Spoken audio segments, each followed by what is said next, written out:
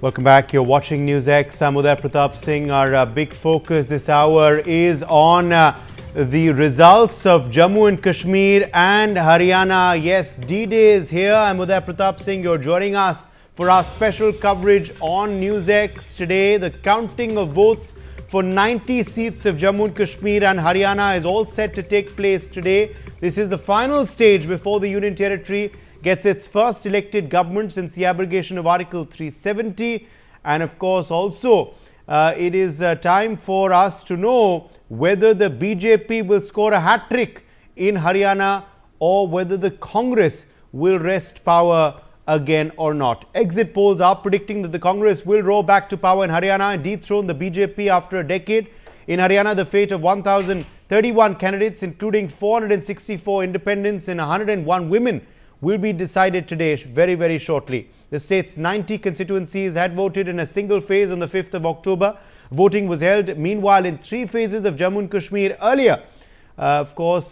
And results for the same will also be announced today. Well, we are going to be joined very shortly by our reporters spread out across these 2 states. We also have our special guests joining us this morning. But first, I want to go straight across to a very special guest also with us live this morning. Tariq Hamid Kara is joining us live.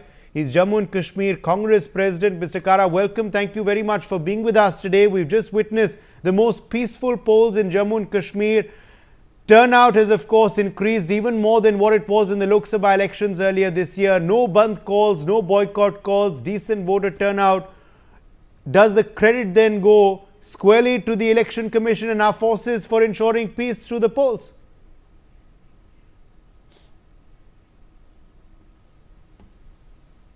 Well, I don't think that we should politicize Kara, the role of the forces. They have been doing commendable work everywhere.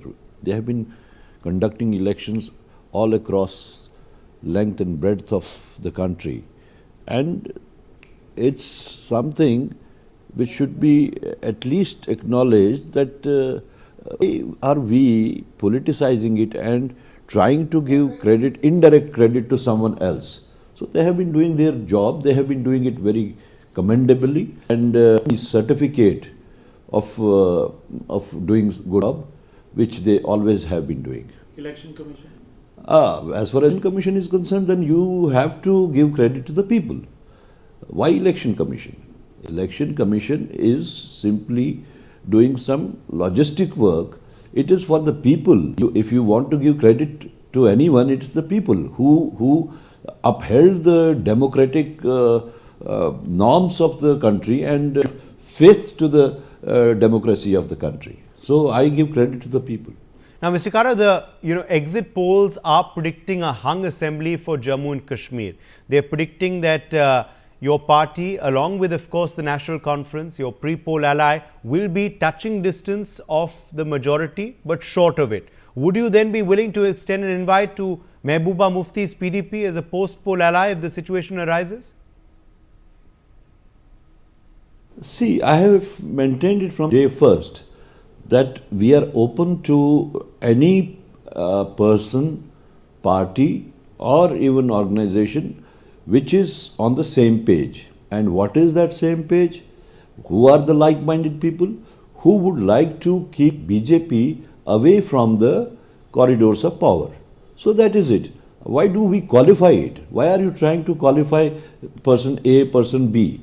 It is the forces who are fighting against this BJP menace of divisive and hate policy. Right. Now, the BJP, of course, is accusing you of backing the NC's narrative on bringing back 370, state flag and constitution. Would you like to clarify the Congress's stand on that front? Now, again, you are trying to read something, in between, which never happens in the alliances. See, BJP also gets into alliances countrywide. Every party who comes into the alliance fights their election on their own agenda. They don't prepare as a common manifesto. It is their own manifesto on which they go to the polls, they go to the public. So we are contesting our elections on our agenda, and they are contesting their elections on their agenda. Now we have to see, if we come into power, we have to run the government as per a common minimum program.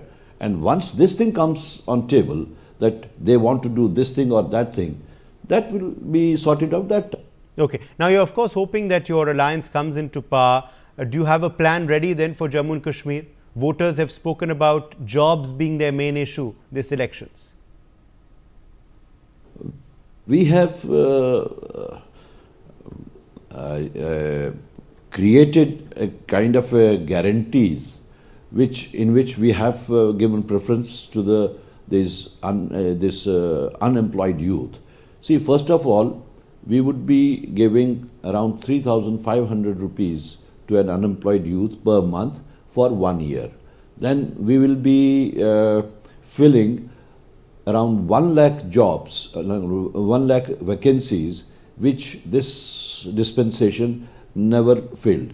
And then we are going to give these self-help groups around 5 lakhs of their 5 lakhs assistance, financial assistance, and moreover, we will be giving assistance to people who would be skilled people. So that is where we would like to accommodate and like to facilitate rather the unemployed youth to come into the mainstream of earning livelihood. Now, this election was different, Mr. Kara, because not only did we see a higher voter turnout, but we also saw Kashmiri Pandits voting, not just in the valley, but in special booths in Delhi too. What is your plan for their reconciliation and rehabilitation? Everyone knows that BJP have been milking the Kashmiri Pandit issue for the last so many years, more than decades. And as far as we are concerned, if we come to power, we had already given a package to Kashmiri Pandits that was under UPA government and which was suspended, and we would revive it again. And moreover, in my personal opinion, I mean, I shall have to put it before the party high command that we may, I will suggest to form a kind of a board for Kashmiri Pandits for their good and healthy kind of a livelihood. All right, let's leave it at that. Tariq Hamid Kara, Jammu and Kashmir Congress President, thank you very much.